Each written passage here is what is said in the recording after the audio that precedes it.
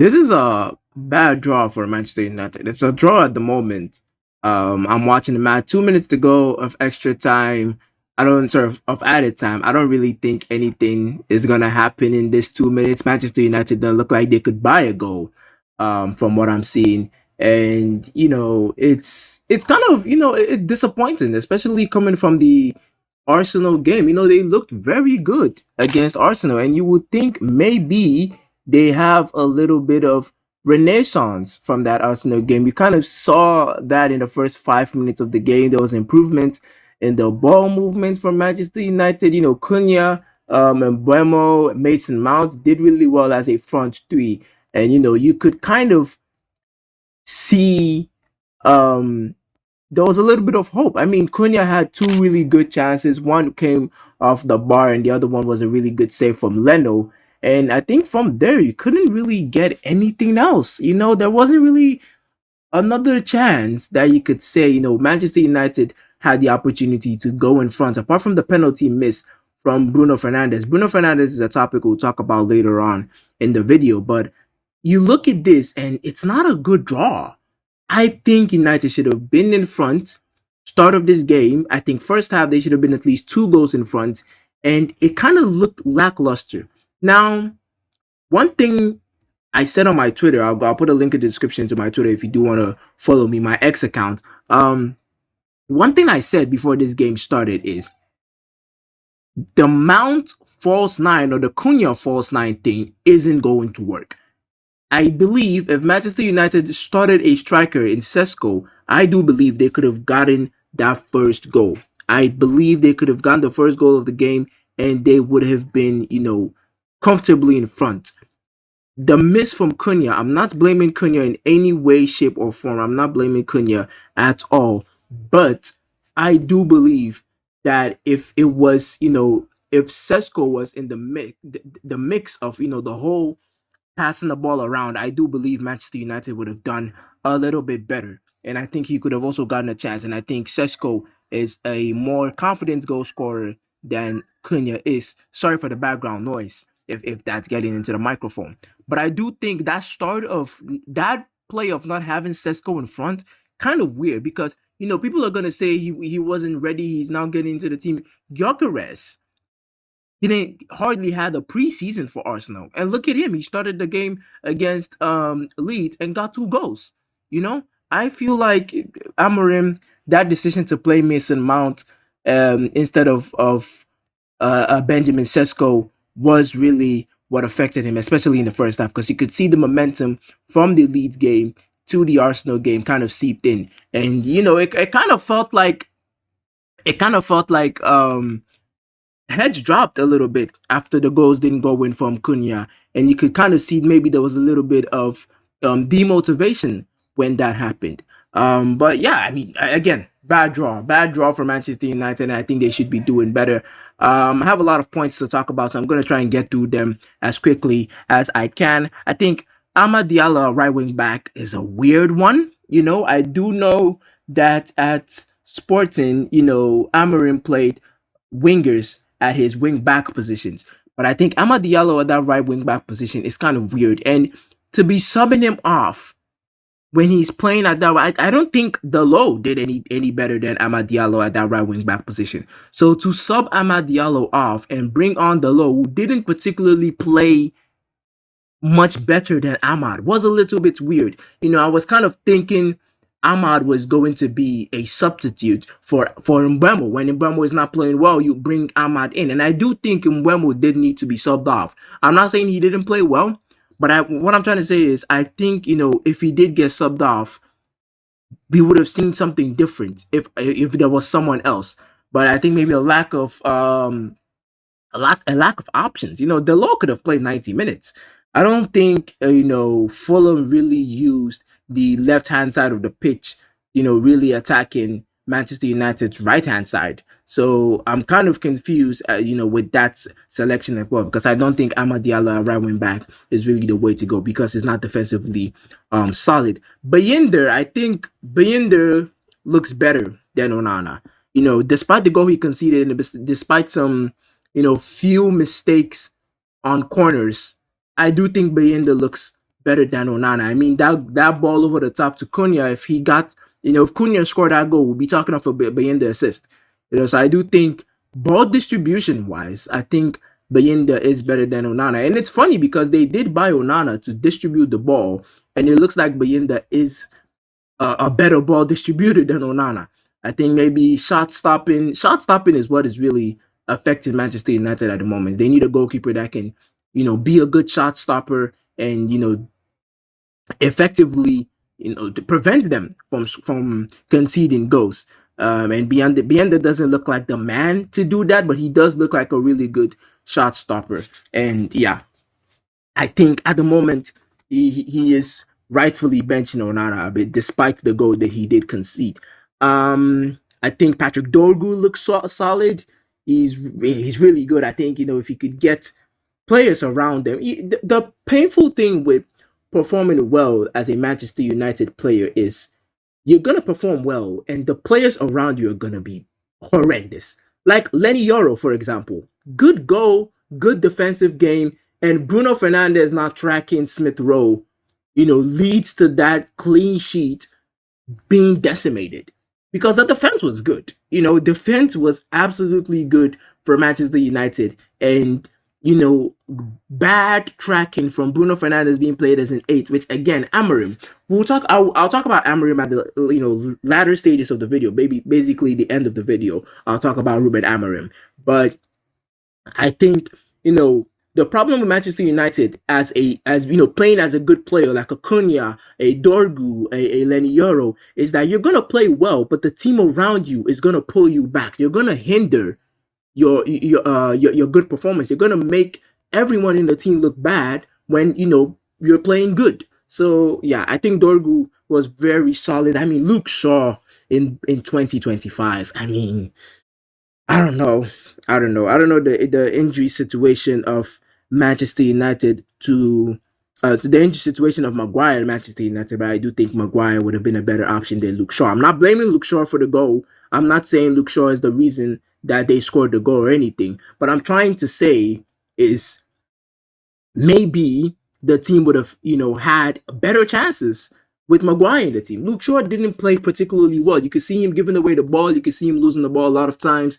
And I think Maguire definitely could have played better. I think to Fulham, let's not just talk about Manchester United. Let's talk about Fulham as well. I think Fulham played well.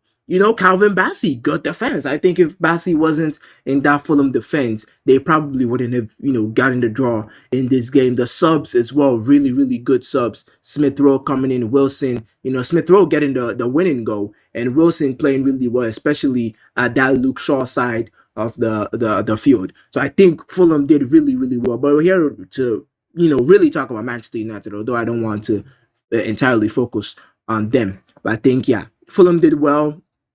Really exploited the fact that Amorim is playing two center attacking mids in the number 8 position, in number 8 and number 6 position for Amorim in that midfield too. I mean, have a look at Crystal Palace, Will Hughes and Adam Wharton.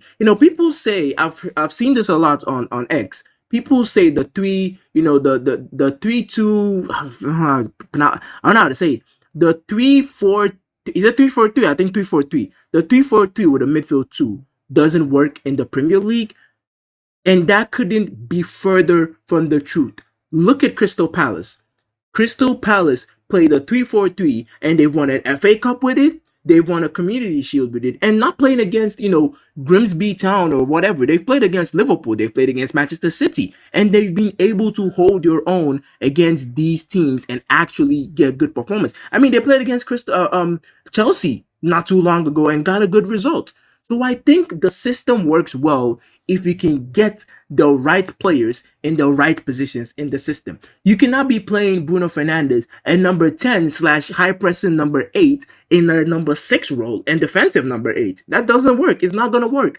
Have a look at the goal, the equalizer from Fulham.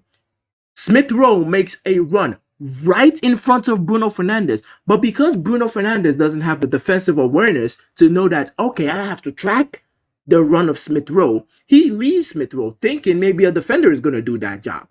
but all the defenders are occupied. They're marking someone because it's about to be, a cross into a box. Every defender has someone that they're tracking or someone that they're marking. So you, as a defensive eight or a number six, you have to have the defensive awareness to track a midfield runner making that run into the box. Because I promise you, if that was a Wharton, if that was a Rodri, if that was a Baliba, if that was a Chouamini, they track that run into the box.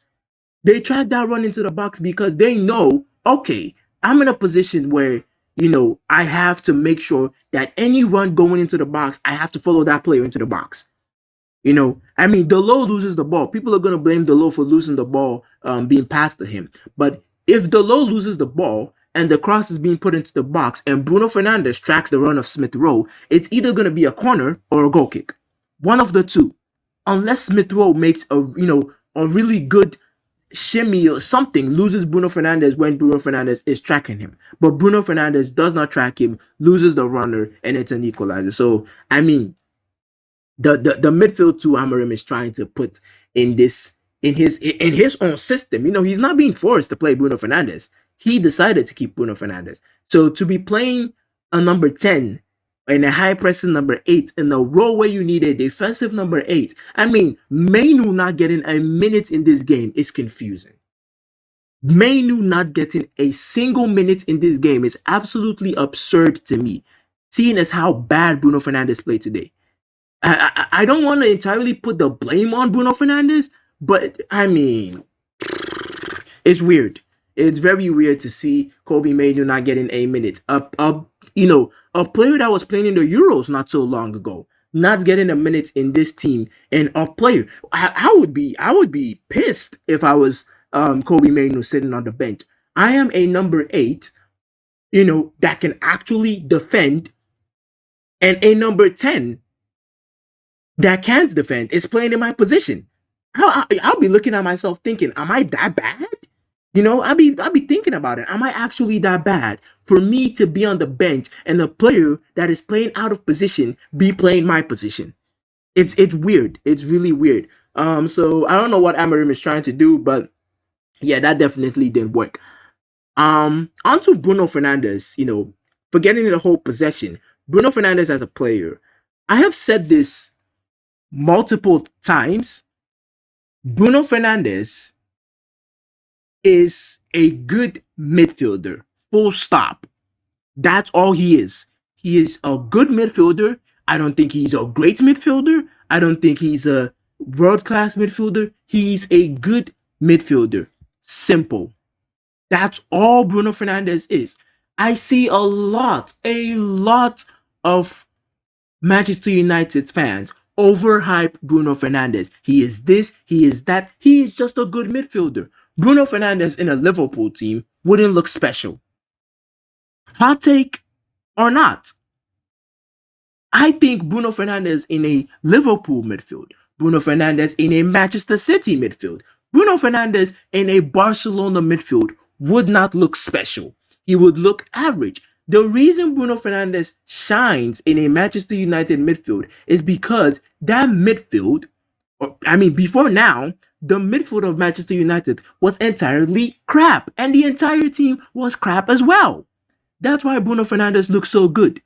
But if you actually put him in a competent midfield and a midfield that actually knows what they're doing, he looks average at best. And I believe from the reports that I had, Manchester United had the opportunity to sell Bruno Fernandes for 100 million. 100 million for a player that is not even playing in his best position. You had the opportunity to sell Bruno Fernandes for 100 million and you decided to keep him? You decided to keep him, and play him out of position. It's so funny and confusing at the same time. He wastes possession.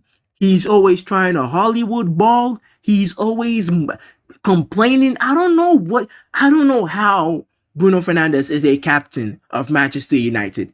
Not trying to jump on the back of Bruno Fernandes or anything, but I have watched a lot of Manchester United games over the past 2 years, and I think Bruno Fernandes is average. I think if I'm trying to think of average midfielders you could put in Manchester United that could actually shine as much as Bruno Fernandes is shining. But today in particular, he is not. He did not play well. Bad game from Bruno Fernandes. I mean, forget the penalty miss. You could see him arguing with the ref before the penalty miss. I don't know if that influenced his decision to absolutely sky that penalty. They found that penalty ball on Mars at the end of the match. I don't know if his argument with the referee was what led to his decision to absolutely sky that penalty, but he blasted the hell out of that penalty right after having an argument with the ref. Why are you having an argument with the ref? Just because he bumps into you? I'm confused. I'm really not understanding how the players are supposed to react when your captain is making, having such reactions on the pitch. But that aside, let's have a look at some of the positives from the match from Manchester United team. I think the defense was good. I think if as a Manchester United fan, if you are a Manchester United fan, if you're going to take any positives from this game, your defense was solid. I think Yoro and Delit, bar Luke Shaw, Yoro and Delit were actually good. That clearance from Yoro. I think there was a counter attack Fulham had, and Yoro had a really really good clearance before he scored the goal. That was really good. I think if Amorim can build on that, Yoro, Delit, maybe bring in a Mazraoui and maybe a Martinez when he comes back from injury, I think that could be really really really good for Manchester United going forward. And you have to try and find positives. If you're a Manchester United fan, you have to try and find positives. But I'm looking at this from a neutral point of view, and at least you have some players that you can build a team around. Yoro, Delit, Dorgu, Cunha. I said this in my prediction video that Cunha is going to be the star of Manchester United this season. Forget Bruno Fernandes. Forget Benjamin Sesko. I think Cunha is going to be the star of Manchester United this season. And I'm going to continue standing on that. I think man of the match for me would be Yoro. If I had to give a man of the match, it would be Leny Yoro. Played really well, defended really well, found himself in really, really good position. His passing was good. And, I think if Cunha scored his goals, I probably would be man of the match. But I think Leny Yoro did well. I think I spoke about Luke Shaw. The midfield was very, very open. I've spoken about that. Amorim needs to figure that out. That's the key. That is the key. The funny thing, the funny thing with Manchester United midfield, Manchester United have had midfield issues for at least 10 years now. I don't think Manchester United have had a midfield combination that has actually been solid for 10 years. If I'm wrong, let me know in the comment section. I don't think Manchester United have had a midfield that has been solid, whether they were playing a midfield 3, a midfield 2, a midfield whatever. I don't think they've had a midfield that has actually been balanced and solid for a good 10 years. Because playing Mason Mount and Bruno Fernandes in a deep midfield 2 in this day and age in the Premier League is baffling. It is absolutely baffling. I don't know what Amorim is thinking at all. Really don't know what he's thinking, but I've mentioned that already. And yeah, he needs to sort that out. He needs to sort that out. Diego Dalot, I mean, if I'm Ahmad, I'm questioning, why I'm off on the bench for a player this bad. If I'm Ahmad, I'm really, really questioning that decision from Ruben Amorim to bench me and play, Diogo Dalot like he was bad. I don't even want to talk about him. He was so bad. He had a chance where he could cross the ball into the. I mean, I don't know what the issue is with United players. I mean, I'm not even a United fan, and I watch United and I get stressed.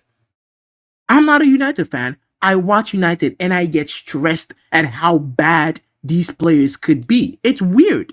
It's very, very weird how bad Diogo Dalot was and Bruno Fernandes as well. Unfortunately, the two Portuguese in the team where you think, they have a connection with Amorim and would really understand, his system and what he's trying to do. I feel bad for Benjamin Sesko. I feel bad for Benjamin Sesko. I would have stayed in Leipzig. Not gonna lie, I would have stayed in Leipzig. It's very early days, and he might get to grips with the Premier League and start scoring goals, but I would have stayed at Leipzig if I was Benjamin Sesko. He is going to have a difficult. When you have players like Bruno Fernandes in your team, you're gonna have difficulty, having chances being created for you. You're gonna have difficulties having chances being created for you as a striker. This has been happening for a while. Cristiano Ronaldo went. I don't know how Cristiano Ronaldo scored 19 goals the season he went back to Manchester United. But even Cristiano Ronaldo was having difficulty having chances being created for him. He had to create his own chances. So yeah, I think Sesko, he's gonna have a difficult time. He's gonna experience what Rasmus Højlund experienced, and I'm happy for Højlund. Because I think he's gonna be justified. I think people are gonna look back at it and look like, what, we were too harsh on this 21-year-old, playing up top for Manchester United. And yeah, I mean, if he ends up going to Napoli and he does well, it's gonna be another loss for Manchester United. But yeah, that's gonna be it for me. At Manchester United, again, disappointing draw. They would probably take this draw as a positive, but I think looking at what they did against Arsenal, coming from that to get this draw against Fulham, playing the way they did, very, very, very disappointing. Some players like Bruno Fernandes, Diogo Dalot, Luke Shaw, really need to look at themselves, because these are supposed to be the main players. They're supposed to be main players for Manchester United, leading the line. That's what they're supposed to be doing. I mean, Bruno Fernandes is wearing the captain's armband for God's sake. So you'd be expecting these players to be the ones leading the line, showing the other players on the field how it gets done. I mean, that argument Bruno Fernandes had with the ref, so immature, so immature. But yeah, that's gonna be it for me. Let me know what you guys think in the comment section. As usual, any feedback from you guys would be greatly appreciated.